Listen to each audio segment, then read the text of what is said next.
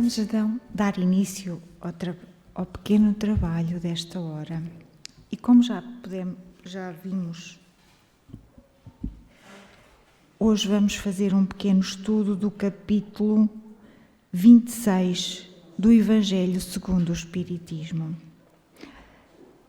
Não há como fazer um estudo do Evangelho sem ler partes do Evangelho, porque elas são muito claras, as leituras que fazemos são muito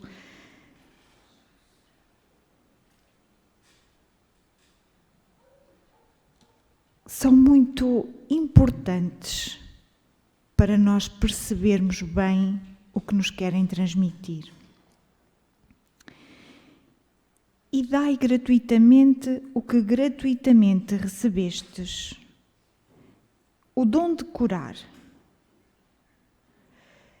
Restitui a saúde aos doentes, ressuscitai os mortos, curai os leprosos, expulsai os demónios. Dai gratuitamente o que gratuitamente haveis recebido. Em Mateus, capítulo 10, versículo 8. E nos explicam o seguinte: dai gratuitamente o que gratuitamente haveis recebido, diz Jesus a seus discípulos. Com essa recomendação, prescreve que ninguém se faça pagar daquilo porque nada pagou. Ora, o que eles haviam recebido gratuitamente era a faculdade de curar os doentes e de expulsar os demónios, isto é, os maus espíritos. Esse dom Deus lhes dera gratuitamente, para alívio dos que sofreram e como um meio de propagação da fé. Jesus, pois, recomendava-lhes que não fizessem dele objeto de comércio, nem de especulação, nem meio de vida. Jesus circulava por entre a multidão e curava os doentes e não recebia nada por isso. E Jesus transmitiu isto aos seus apóstolos, que aqueles que tinham a faculdade de curar, que tinham o dom, que possuem essa energia de cura, foi-lhes dada por Deus, foi-lhes dada, e que eles nunca deveriam fazer disso um comércio, que dessa faculdade não deveriam cobrar nada. Assim como as preces. Disse em seguida a seus discípulos, diante de todo o povo que o escutava: percatai-vos dos escribas que se exibem a passear com longas túnicas, que gostam de ser saudados nas praças públicas e de ocupar os primeiros assentos nas sinagogas e os primeiros lugares nos festins, que, a pretexto de extensas preces, devoram as casas das viúvas. Essas pessoas receberão a condenação mais rigorosa. Em Lucas, capítulo 20, versículo 45 a 47, Marcos, capítulo 12, versículo 38 a 40 e Mateus, capítulo 23, versículo 14. Disse também Jesus: não façais que vos paguem as vossas preces. Não façais como os escribas que, a pretexto de longas preces, devoram as casas das viúvas, isto é, abocanham as fortunas. A prece é um ato de caridade, é um arroubo do coração. Cobrar a alguém que se dirija a Deus por outrem é transformar-se em intermediário assalariado. A prece, então, fica sendo uma fórmula, cujo comprimento se proporciona à soma que custe. Ora, uma de duas: Deus ou mede ou não mede as suas graças pelo número de palavras, se estas forem necessárias em grande número, porque dizê-las poucas ou quase nenhumas, por aquele que não pode pagar. É falta de caridade. Se uma só basta, é inútil dizê-las em excesso, porque então cobrá-las é prevaricação. Deus não vende os benefícios que concede. Vou repetir, Deus não vende os benefícios que concede. Como, pois, um que não é sequer o distribuidor deles, que não pode garantir a sua obtenção, cobraria um pedido que talvez nenhum resultado produza.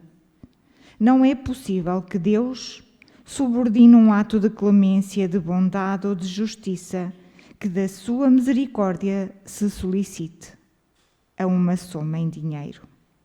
Do contrário, se a soma não fosse paga ou fosse insuficiente, a justiça e a bondade e a clemência de Deus ficariam em suspenso. A justiça de Deus é como o sol, existe para todos, para o pobre como para o rico, pois que se considera imoral traficar com as graças de um soberano da terra, poder-se-á ter por lícito o comércio com as do soberano do universo?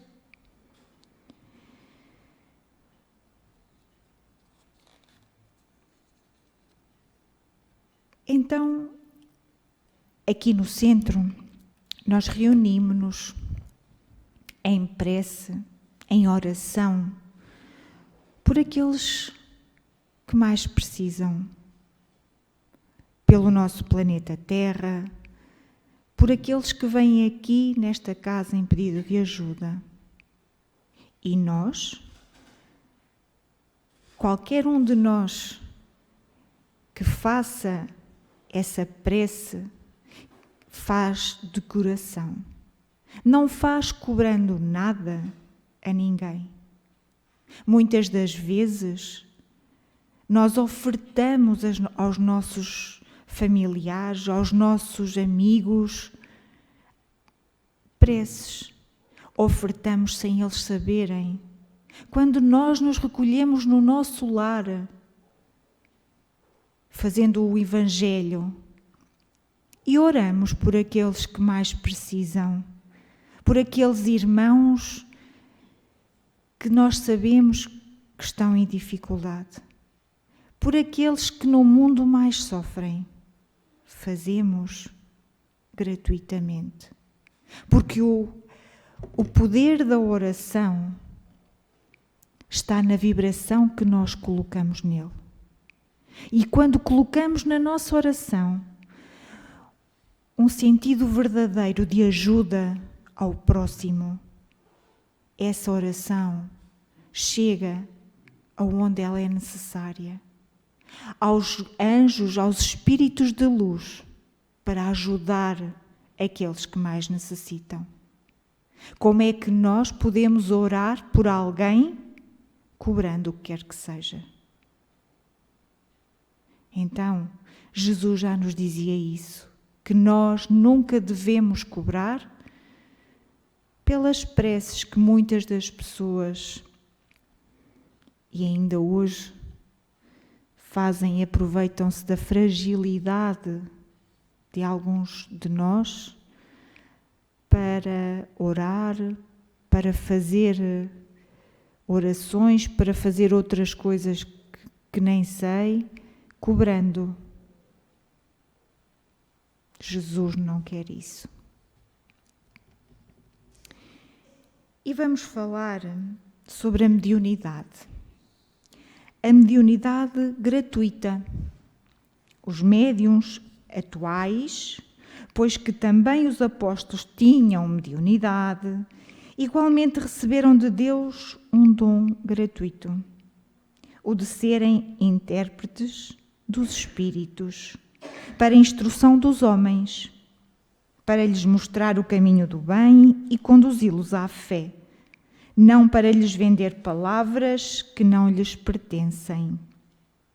A eles, médiuns, visto que não são fruto de suas concepções, nem de suas pesquisas, nem de seus trabalhos pessoais, Deus quer que a luz chegue a todos. Não quer que o mais pobre fique dela privado e possa dizer: não tenho fé porque não a pude pagar.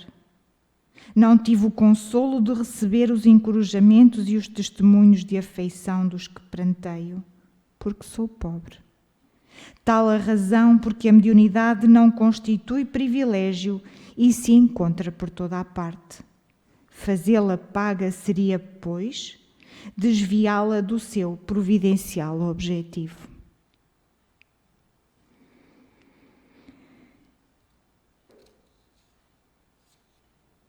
Então, quando nós possuímos a capacidade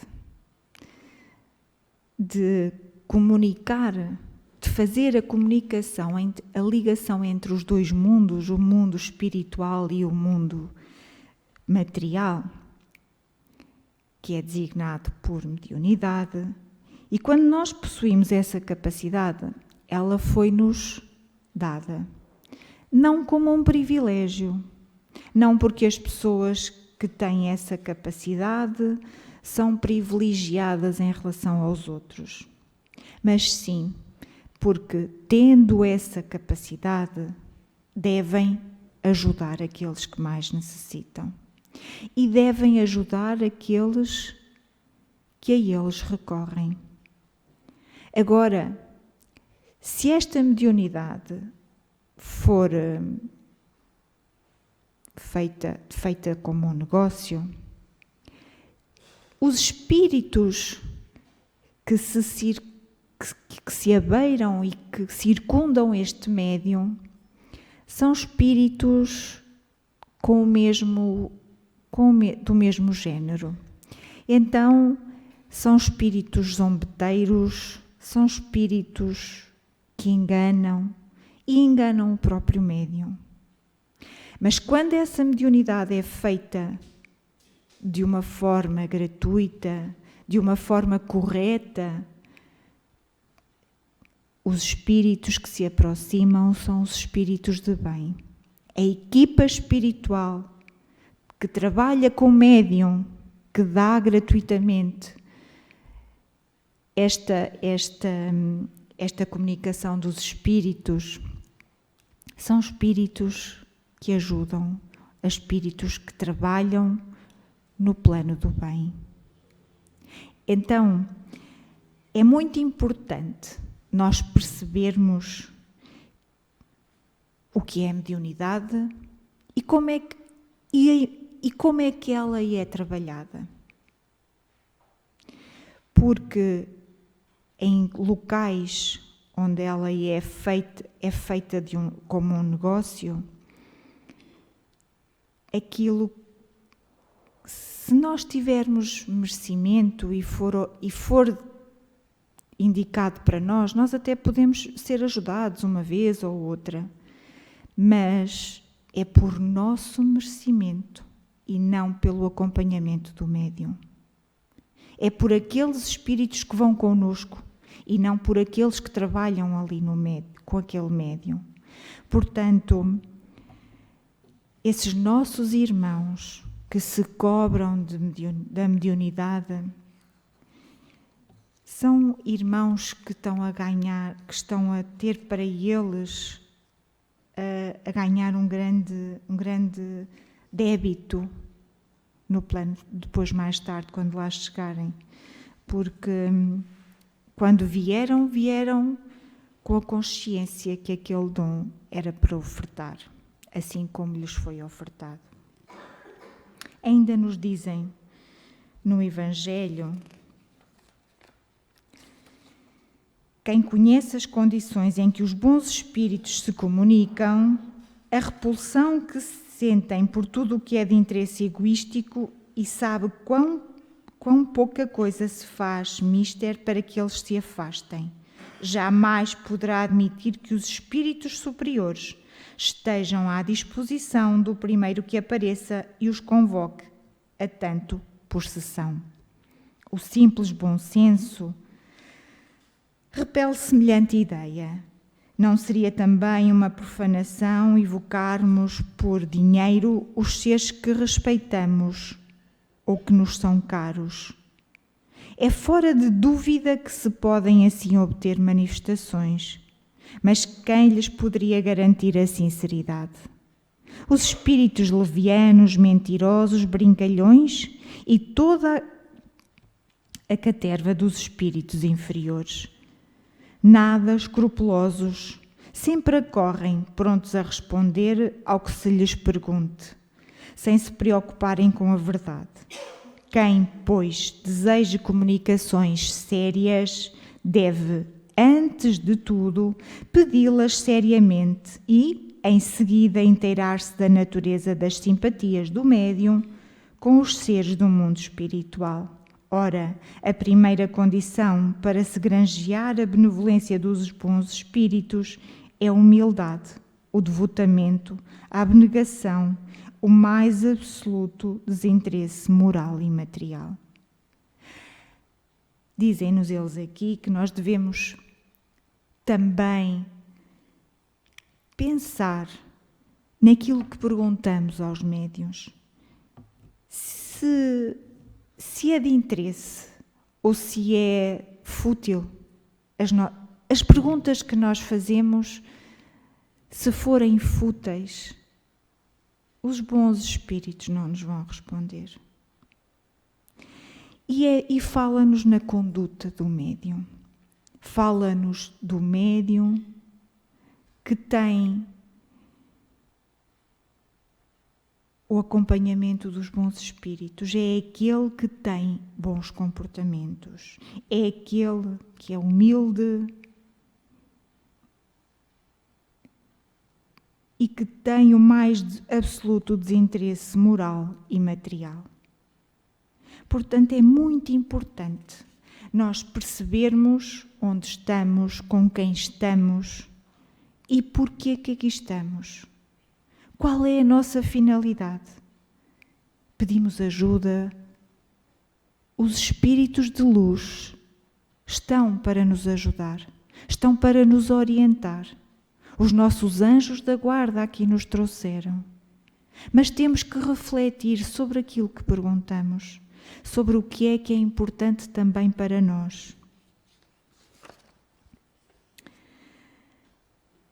Ainda no Evangelho nos diz: a mediunidade é coisa santa, que deve ser praticada santamente, religiosamente. Se há um género de mediunidade que requeira essa condição de modo ainda mais absoluto, é a mediunidade curadora.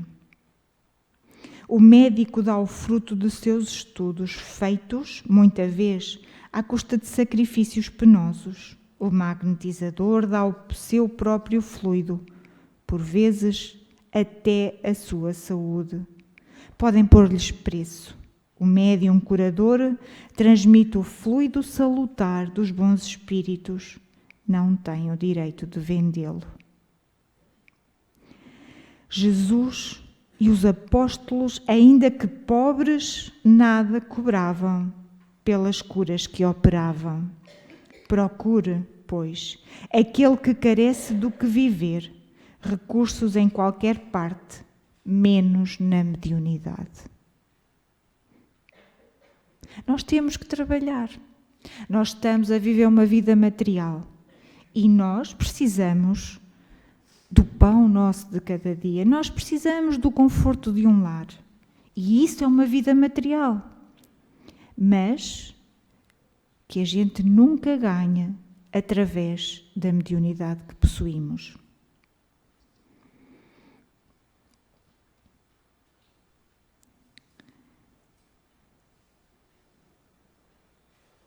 Os espíritos lhe levarão em conta o devotamento e os sacrifícios, ao passo que se afastam dos que esperam fazer deles uma escada por onde subam.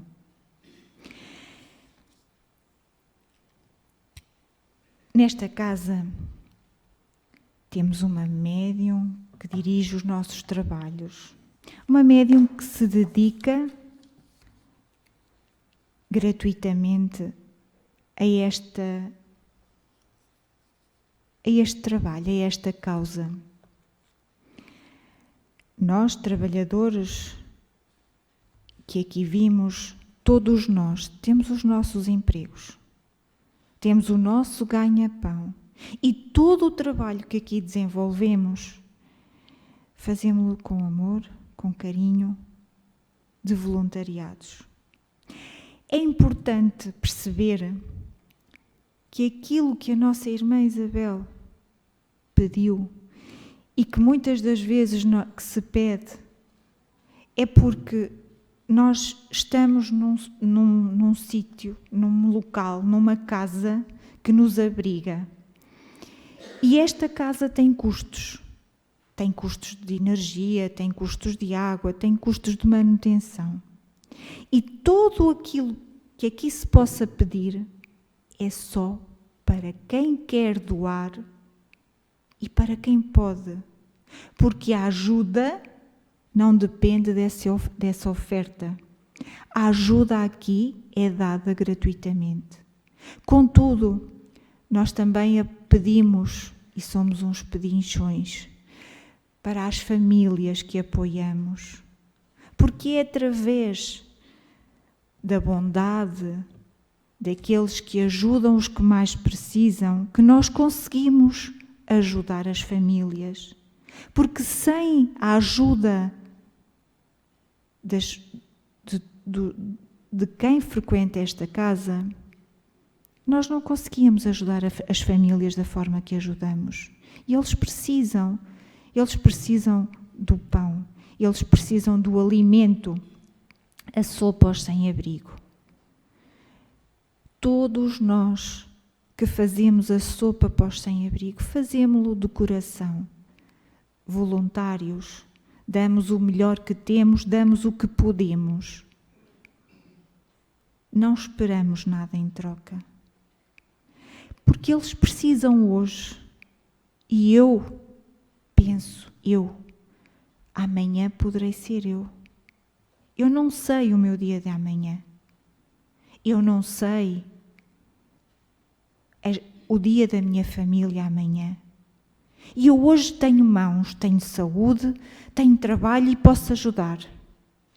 E faço com o melhor que eu tenho. E isto nós temos que ter consciência.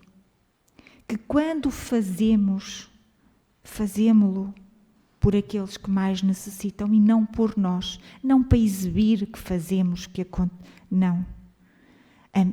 A melhor oferta é aquela que é dada em silêncio. Até porque respeito àqueles que precisam. Eles não têm que ser humilhados porque precisam. E tudo o que nós aqui fazemos nesta casa, fazemos-lo de uma forma gratuita. E peço desculpa quando temos que pedir uma ajudinha para isto ou para aquilo, mas é por esta razão. É para ajudar a manter a casa e é para ajudar as nossas famílias e os sem-abrigo. Então, agradeço a vossa atenção por este momento. Desejo que todos sejam abençoados por Deus. Muito obrigada. Que assim seja.